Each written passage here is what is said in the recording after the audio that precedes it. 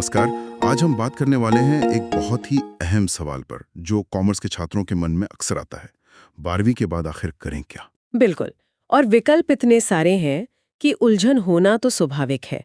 Commerce, finance, law, professional courses, कहाँ जाएं? हाँ, तो आज हम इसी उलझन को थोड़ा सुलझाने की कोशिश करेंगे। हम देखेंगे कि कौन कौन से रास्ते हैं, खासकर कॉमर्स, फाइनेंस और लॉ से जुड़े। और इसके लिए हमने कई स्रोतों से जानकारी जुटाई है। मतलब करियर गाइड वेबसाइट्स, कुछ एजुकेशनल चैनल्स, न्यूज़ आर्टिकल्स भी।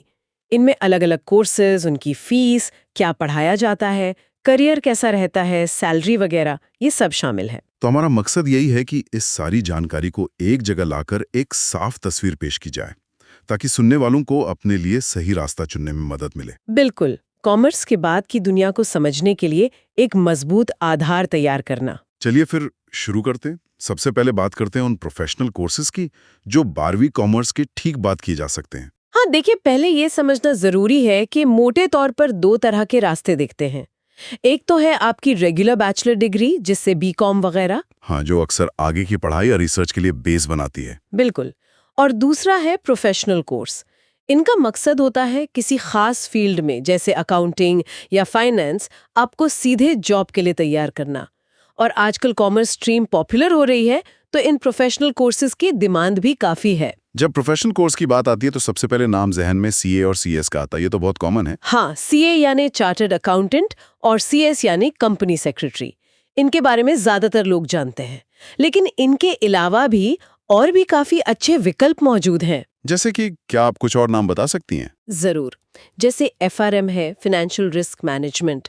सीमा है, chartered institute of management accountants. ACCA भी है, association of chartered certified accountants.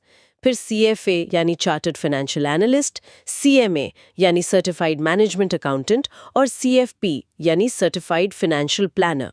List लंबी है। वाह, काफी सारे हैं। ये एफआरएम थोड़ा अलग सा लग रहा है, फाइनेंशियल रिस्क मैनेजमेंट। इसमें क्या होता है? हाँ, एफआरएम फोकस करता है फाइनेंशियल रिस्क पर। मतलब आजकल मार्केट्स में इतना उतार चढ़ाव है, तो कंपनियों को ऐसे लोग चाहिए जो इन जोखिमों को समझें, उनको मैनेज करें। अच्छा, तो ये काफी अहम हो गया आजकल। बहुत ज्यादा। और ये कोर्स गार्प नाम की एक ग्लोबल संस्था है, यूएसए बेस्ड, वो कराती है। तो इसे 12वीं के बाद कर सकते हैं? क्या एलिजिबिलिटी है इसकी और खर्चा वर्चा कैसा है? इसमें एक इंटरेस्टिंग बात यह है कि एग्जाम देने के लिए कोई खास डिग्री की शर्त नहीं है। मतलब ग्रेजुएशन के फर्स्ट ईयर का स्टूडेंट भी पार्ट 1 दे सकता है। ओह, ये तो बढ़िया है। हाँ हाँ। लेकिन सर्टिफिकेशन पाने के लिए आपको दोनों पार्ट क्लियर करने होंगे और कम से कम 2 साल का वर्क एक्सपीरियंस भी चाहिए होता है। और एग्जाम? एग्जाम साल में 2 बार होता है, मई और नवंबर में। 100 एमसीक्यूज होते हैं दोनों पार्ट्स में, 4 घंटे के। नेगेटिव मार्किंग नहीं होती। फीस थोड़ी वेरिएबल है। अर्ली रजिस्ट्रेशन पे करीब $350, लेट होने पर $650 तक जा सकती है। और सिलेबस में क्या रहता है मोटा मोटा? इसमें मेनली रिस्क मैनेजमेंट के fundamentals, financial markets, quantitative analysis, valuation models, market risk, credit risk, ये सब होता है। ठीक है, ये तो हुई एफआरएम की बात। अब आते हैं भारत के सबसे जाने माने कोर्स पर, सीए पर। शायद ही कोई कॉमर्स स्टूडेंट हो जिसने इसके बारे में ना सोचा हो। हाँ, सीए चार्टर्ड अकाउंटेंट। भारत में अकाउंटिंग, टैक्सेशन और ऑडिटिंग में इसे सबसे प्रतिष्ठित माना जाता है। आईसीएआई यानी institute of chartered accountants of India इसे रेगुलेट करती है। तो 12वीं के बाद कैसे शुरू करें? 12वीं के बाद आप फाउंडेशन रूट से जा सकते हैं। इसके लिए आईसीएआई के बोर्ड ऑफ स्टडीज में रजिस्टर होना होता है और फिर करीब 4 महीने की तैयारी के बाद फाउंडेशन एग्जाम दे सकते हैं। ये सफर काफी लंबा और मुश्किल माना जाता है, सही है? हाँ, ये कह सकते हैं। इसमें 3 लेवल होते हैं, फाउंडेशन, फिर इंटरमीडिएट और आखिर में फाइनल। और पेपर्स कितने होते हैं? पेपर्स काफी होते हैं। फाउंडेशन में 4, इंटरमीडिएट में 8, 2 ग्रुप में, और फाइनल में भी 8, 2 ग्रुप में। इनमें accounting, law, tax, costing, auditing, financial management, strategic management जैसे सब्जेक्ट्स की बहुत गहराई से पढ़ाई होती है। और टाइम कितना लगता है पूरा करने में? अगर आप हर एग्जाम पहले अटेम्प्ट में क्लियर करते जाएं, तब भी लगभग 4.5 से 5 साल लग जाते हैं। ओह, काफी टाइम है। हाँ, और इसमें 3 साल की आर्टिकलशिप ट्रेनिंग भी शामिल है, जो कंपलसरी है। ये बहुत जरूरी है क्योंकि यहीं असली प्रैक्टिकल काम सीखने को मिलता है। और फीस? फीस हर लेवल के लिए अलग अलग होती है। रजिस्ट्रेशन फीस अलग, एग्जाम एप्लीकेशन फीस अलग। जैसे फाउंडेशन रजिस्ट्रेशन शायद 9-10 हज़ार के आसपास है और एग्जाम फीस 1500। इंटर और फाइनल की फीस अलग है। कुल मिलाकर ये एक इंटेंसिव कोर्स है। इसमें मेहनत और अनुशासन दोनों चाहिए। ठीक है, तो सीए मतलब नंबर्स, ऑडिट, टैक्स। अब बात करते हैं सीएस की, यानी कंपनी सेक्रेटरी। ये भी काफी पॉपुलर है। इनका क्या रोल होता है? सीएस का मेन काम होता है कंपनी का एडमिनिस्ट्रेशन सुचारू रूप से चलाना, खासकर कानूनी और रेगुलेटरी नजरिए से। ये देखते हैं कि कंपनी सारे नियमों का पालन कर रही है या नहीं, बोर्ड मीटिंग्स ठीक से हो रही हैं, शेयर होल्डर्स के हितों का ध्यान रखा जा रहा है। ICSI यानी institute of company secretaries of India इसे रेगुलेट करता है। तो ये लॉ और एडमिनिस्ट्रेशन साइड ज्यादा हो गया है। हाँ, कह सकते हैं। ये कंपनी लॉ और गवर्नेंस के एक्सपर्ट होते हैं। और इसमें कैसे एंट्री होती है? कितना टाइम लगता है? 12वीं के बाद CSCWT एंट्रेंस टेस्ट देना होता है, CS एग्जीक्यूटिव एंट्रेंस टेस्ट। अगर कोई ग्रेजुएट है तो उसे ये टेस्ट नहीं देना पड़ता, वो सीधे एग्जीक्यूटिव लेवल पर एडमिशन ले सकता है। इसमें भी लेवल्स होते हैं? हाँ, इसमें भी 3 लेवल हैं, CSCWT, फिर एग्जीक्यूटिव प्रोग्राम और फिर प्रोफेशनल प्रोग्राम। एग्जीक्यूटिव और प्रोफेशनल में 8-8 पेपर होते हैं, 2-2 मॉड्यूल में। पास होने के लिए हर पेपर में कम से कम 40% और ओवरऑल 50% मार्क्स चाहिए। एग्जाम साल में 2 बार, जून और दिसंबर में होते हैं। और कोर्स ड्यूरेशन? ये सीए से थोड़ा छोटा है, लगभग 3 साल में पूरा हो सकता है। इसमें भी ट्रेनिंग होती है करीब 21 महीने की। अच्छा, और फीस? फीस भी सीए की तुलना में थोड़ी कम है। CSCWT की करीब 10,600, एग्जीक्यूटिव की भी उतनी ही और प्रोफेशनल की करीब 13,000। तो अगर किसी का इंटरेस्ट लॉ, गवर्नेंस, कंपनी के कामकाज को समझने में ज्यादा है तो सीएस एक अच्छा ऑप्शन हो सकता है। अब तीसरा बड़ा नाम आता है सीएमए का, सर्टिफाइड मैनेजमेंट अकाउंटेंट। ये सीए और सीएस से कैसे अलग है? सीएमए का फोकस होता है मैनेजमेंट अकाउंटिंग पर। मतलब ये कंपनी के अंदरूनी फाइनेंशियल मैनेजमेंट पर ध्यान देते हैं, जैसे कॉस्ट को कैसे कंट्रोल करें, बजट कैसे बनाएं, कंपनी के लिए फाइनेंशियल स्ट्रैटेजी क्या हो। अच्छा, तो ये कंपनी के इंटरनल डिसीजन मेकिंग में मदद करते हैं? बिल्कुल, ये बताते हैं कि पैसा कहाँ लग रहा है, कहाँ बच सकता है, आगे क्या करना चाहिए। इसे भारत में institute of cost accountants of India कराता है, जिसे पहले ICWA कहते थे, और UGC इसे पोस्ट ग्रेजुएट डिग्री के बराबर मानती है। ओके, इसकी क्या प्रक्रिया है और करियर कैसा रहता है, सैलरी वगैरह? इसमें भी 3 लेवल हैं, फाउंडेशन, इंटरमीडिएट और फाइनल।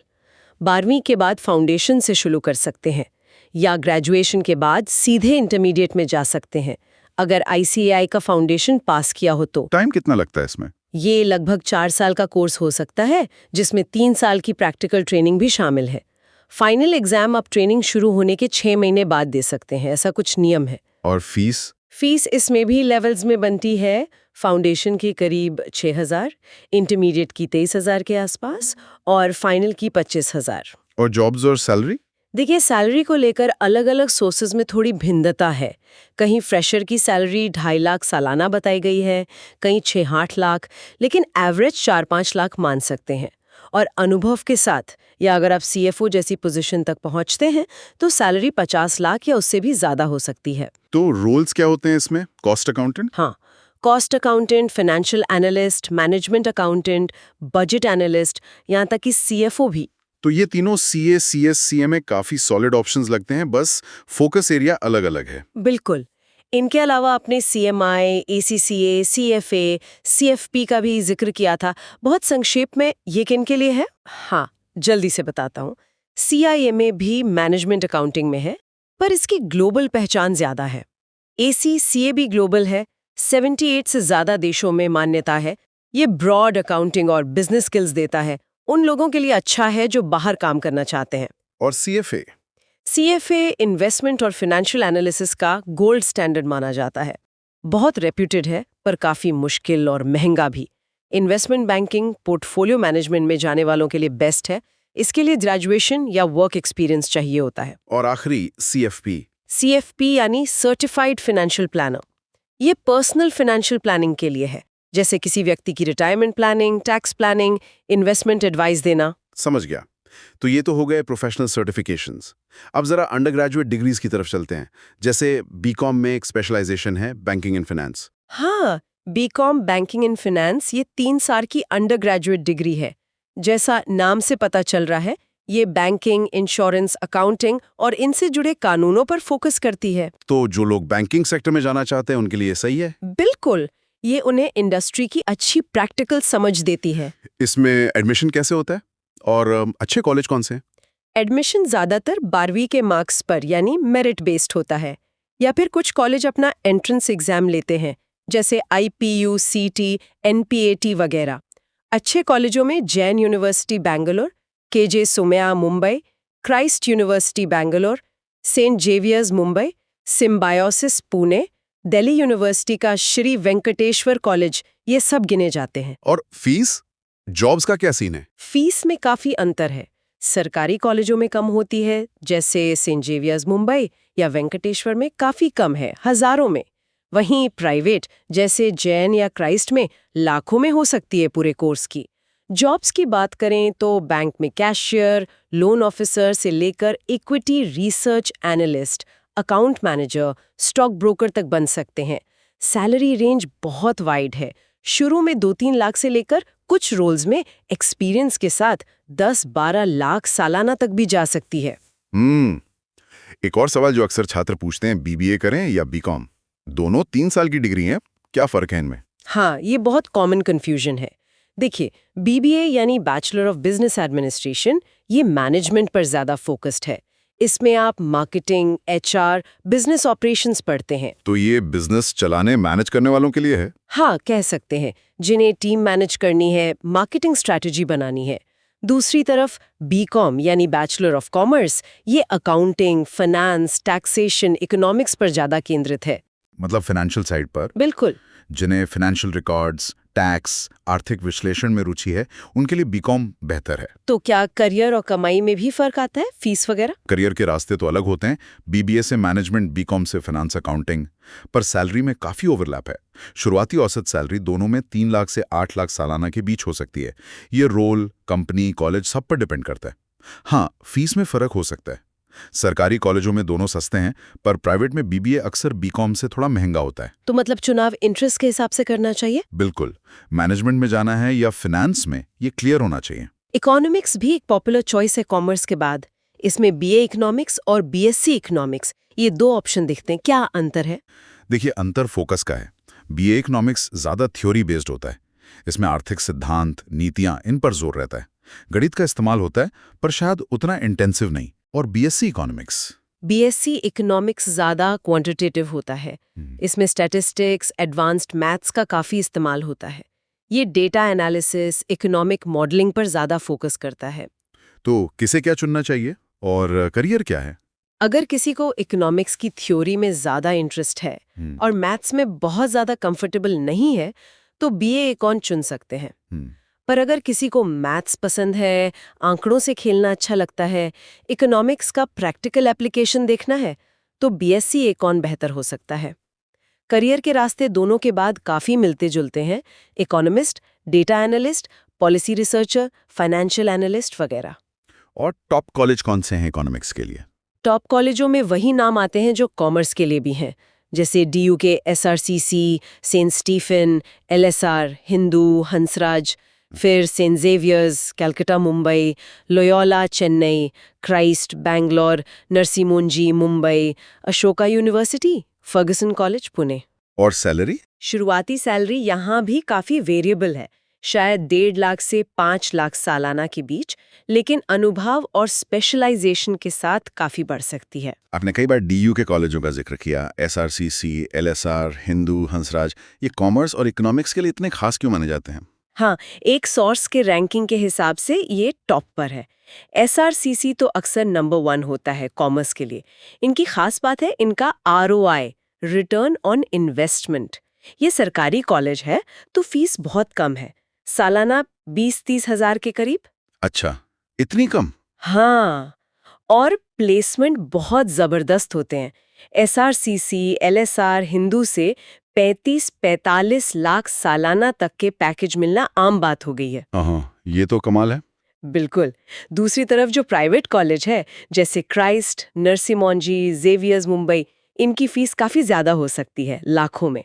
पर उनका अपना ब्रांड वैल्यू और प्लेसमेंट रिकॉर्ड भी अच्छा है। डीयू के टॉप कॉलेजों में एडमिशन अब सीयूईटी स्कोर से होता है। समझ गया। अब कॉमर्स और फाइनेंस से थोड़ा अलग हटकर लॉ की बात करते हैं। इंटीग्रेटेड लॉ कोर्सेज आजकल काफी चल रहे हैं। क्या कॉमर्स स्टूडेंट्स के लिए ये अच्छा ऑप्शन है? हाँ, बिल्कुल। 5 साल के इंटीग्रेटेड लॉ कोर्स बहुत पॉपुलर हैं। इसमें ग्रेजुएशन और एलएलबी की डिग्री एक साथ 5 साल में मिल जाती है, तो 1 साल बचता है। कॉमर्स स्टूडेंट्स के लिए 2 मेन ऑप्शन है, बीए एलएलबी और बीबीए एलएलबी। अच्छा, बीए एलएलबी और बीबीए एलएलबी, इनमें क्या फर्क है? कॉमर्स वाले के लिए कौन सा ठीक रहेगा? देखिए, बीए एलएलबी में लॉ के साथ आर्ट्स के सब्जेक्ट्स होते हैं, जैसे political science, sociology, history, economics. ये उन लोगों के लिए अच्छा है जो ट्रेडिशनल लॉ प्रैक्टिस में जाना चाहते हैं, जैसे कोर्ट में वकालत करना या जुडिशरी में जाना। और बीबीए एलएलबी? बीबीए एलएलबी में लॉ के साथ बिजनेस एडमिनिस्ट्रेशन के सब्जेक्ट्स होते हैं, जैसे मैनेजमेंट, फाइनेंस, मार्केटिंग, एचआर। ये उन लोगों के लिए बहुत अच्छा है जो कॉर्पोरेट लॉयर बनना चाहते हैं, बड़ी कंपनियों में लीगल एडवाइजर का काम करना चाहते हैं। इसमें आपको बिजनेस की समझ भी मिलती है और लॉ की भी। तो ये कॉर्पोरेट वर्ल्ड के लिए ज्यादा सूटेबल है। हाँ, कह सकते हैं। ये ड्यूअल डिग्री का फायदा देता है। चुनाव इस पर निर्भर करता है कि छात्र आगे किस तरह का लॉ करियर चाहता है। और एडमिशन कैसे होता है इनमें, और फीस? एडमिशन के लिए 12वीं में अच्छे मार्क्स, अक्सर 50% या ज़्यादा, और एंट्रेंस एग्जाम क्लियर करना होता है। सबसे कॉमन है CLAT, फिर ALI लेट, LSAT, और कुछ यूनिवर्सिटीज़ के अपने टेस्ट भी होते हैं। फीस बहुत वेरिएबल है, कुछ लाख से लेकर 10 लाख या उससे भी ज़्यादा हो सकती है, कॉलेज पे डिपेंड करता है। और करियर? करियर ऑप्शंस काफ़ी हैं, वकील, advocate, public prosecutor, legal adviser, जज, आगे LLM या PhD भी कर सकते हैं। ठीक है, हमने प्रोफेशनल कोर्सेज और डिग्रीज की अलग-अलग बात की। अब जरा वापस उन 3 बड़े प्रोफेशनल कोर्सेज CA, CS और CMA पर आते हैं। इनकी सीधी तुलना करते हैं। अगर किसी छात्र को इन तीनों में से चुनना हो तो क्या पॉइंट्स ध्यान में रखने चाहिए? हाँ, ये बहुत ज़रूरी सवाल है। हमने फोकस एरिया तो डिस्कस कर लिया। CA का अकाउंटिंग टैक्स ऑडिट, CS का कंपनी लॉ गवर्नेंस और CMA का कॉस्ट मैनेजमेंट अकाउंटिंग स्ट्रेटजी। हाँ। अब इसको दूसरे तरीके से देखते हैं, जैसे काम की प्रकृति। CA का काम ज्यादातर नियमों के पालन, कंप्लायंस और जांच, ऑडिट से जुड़ा है। CS का काम कंपनी के अंदरूनी और बाहरी कानूनी जरूरतों को पूरा करने से, और CMA का काम कंपनी के परफॉर्मेंस को बेहतर बनाने के लिए मैनेजमेंट को सलाह देना। स्किल्स के नजरिए से CA के लिए डिटेल पर ध्यान देना, एनालिटिकल स्किल्स जरूरी हैं। CS के लिए अच्छी कम्युनिकेशन और लीगल समझ। CMA के लिए स्ट्रेटेजिक थिंकिंग और प्रॉब्लम सॉल्विंग। और मुश्किल कौन सा है? टाइम कितना लगता है? पारंपरिक रूप से CA को सबसे मुश्किल माना जाता है। पास परसेंटेज कम रहता है और टाइम भी आर्टिकलशिप मिलाकर ज्यादा लगता है, 4.5-5 साल। CS और CMA तुलनात्मक रूप से थोड़े कम समय में हो सकते हैं। CS 3 साल, CMA 4 साल। लेकिन ये भी आसान नहीं है, अपनी अपनी चुनौतियां हैं। मार्केट में डिमांड किसकी ज्यादा है? देखिए, CA की डिमांड तो हमेशा रहती है, खासकर ऑडिट और टैक्स में। CS की जरूरत हर कंपनी को होती है लीगल कंप्लायंस के लिए। CMA की डिमांड खासकर मैन्युफैक्चरिंग और सर्विस इंडस्ट्री में बढ़ रही है, जहां कॉस्ट कंट्रोल और स्ट्रैटेजी इंपॉर्टेंट है। तो फैसला कैसे करें? कोई एक बेहतर है क्या? नहीं, कोई एक बेहतर नहीं है। सब अपनी जगह महत्वपूर्ण है। फैसला छात्र की रुचि पर निर्भर करता है। क्या उसे नंबर्स और रूल्स पसंद है तो CA, या कंपनी लॉ और गवर्नेंस तो CS, या बिजनेस स्ट्रैटेजी और कॉस्ट मैनेजमेंट तो CMA। इसके अलावा कितना समय दे सकते हैं, फाइनेंशियल कंडीशन कैसी है, ये भी देखना होता है। कुछ लोग तो 2 कोर्स साथ में भी करते हैं, जैसे CA और CS, जो एक बहुत मजबूत कॉम्बिनेशन बनता है। हाँ, ये भी होता है। तो ये वाकई एक बहुत डिटेल चर्चा हो गई। हमने प्रोफेशनल सर्टिफिकेशन जैसे CA, CS, CMA, FRM से लेकर अंडर ग्रेजुएट डिग्री जैसे BCom, BBA, इकोनॉमिक्स ऑनर्स और इंटीग्रेटेड लॉ तक कई रास्तों को खंगाला। हाँ, और उम्मीद है सुनने वालों को ये समझ आया होगा कि हर रास्ते की अपनी खूबी है, अपनी चुनौतियां हैं और अपने मौके हैं। सबसे जरूरी बात यह है कि कोई एक सही जवाब नहीं होता। बिल्कुल, सही रास्ता वही है जो आपकी रुचि, आपके स्किल्स, आपके करियर गोल्स और आपकी परिस्थितियों से मेल खाए। एकदम सही। तो आज की इस बातचीत को समेटते हुए एक आखिरी सवाल या कहीं एक विचार मन में आ रहा है। हमने अलग अलग डिग्रियों और सर्टिफिकेशंस की बात की, पर क्या कुछ ऐसे स्किल्स हैं जो आज के कॉमर्स, फाइनेंस या बिजनेस वर्ल्ड में सबके लिए जरूरी हो गए हैं, चाहे क्वालिफिकेशन कोई भी हो? ये बहुत अच्छा सवाल है। आज की दुनिया बहुत तेजी से बदल रही है। और हाँ, कुछ स्किल्स हैं जो अब यूनिवर्सल हो गए हैं। मेरे हिसाब से 3 बहुत जरूरी हैं। कौन से? पहला, एनालिटिकल स्किल्स, मतलब डेटा को समझना, उसमें पैटर्न ढूंढना और उसके बेस पर सही फैसले लेना। Data is the new oil जैसा कहते हैं। हाँ, बिल्कुल। दूसरा, कम्युनिकेशन स्किल्स, अपनी बात साफ तौर पर कहना और दूसरों की बात समझना, चाहे वो टीम में हो, क्लाइंट्स के साथ या मैनेजमेंट के सामने प्रेजेंटेशन देना हो। सही है। और तीसरा? तीसरा है टेक्नोलॉजिकल अवेयरनेस। फाइनेंस और बिजनेस में टेक्नोलॉजी का इस्तेमाल बढ़ता ही जा रहा है। Accounting software, data analysis tools, ERP systems, blockchain, इनकी बेसिक समझ होना अब बहुत ज़रूरी है। तो मतलब सिर्फ डिग्री या सर्टिफिकेट काफी नहीं है? नहीं, ये स्किल्स आपकी फॉर्मल क्वालिफिकेशन के साथ मिलकर आपको ज़्यादा कामयाब बनाते हैं। आपको लगातार सीखते रहना होगा, नए स्किल्स डेवलप करने होंगे। बहुत बढ़िया पॉइंट। तो सिर्फ क्वालिफिकेशन हासिल करना ही मंजिल नहीं है, बल्कि खुद को लगातार अपडेटेड और स्किल्ड रखना भी उतना ही जरूरी है। इसी विचार के साथ आज की इस गहरी बातचीत को यहीं रोकते हैं। उम्मीद है ये जानकारी सुनने वालों के लिए अपने करियर का रास्ता चुनने में मददगार साबित होगी। मुझे भी यही उम्मीद है। अगली बार फिर मिलेंगे एक नए विषय के साथ। धन्यवाद। धन्यवाद।